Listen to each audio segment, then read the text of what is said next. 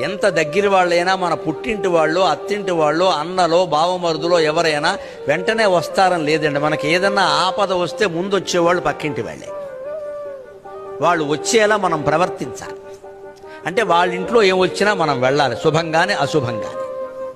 శుభకార్యం వచ్చినా అశుభం వచ్చినా చేయవలసిన సాయం చెయ్యాలి.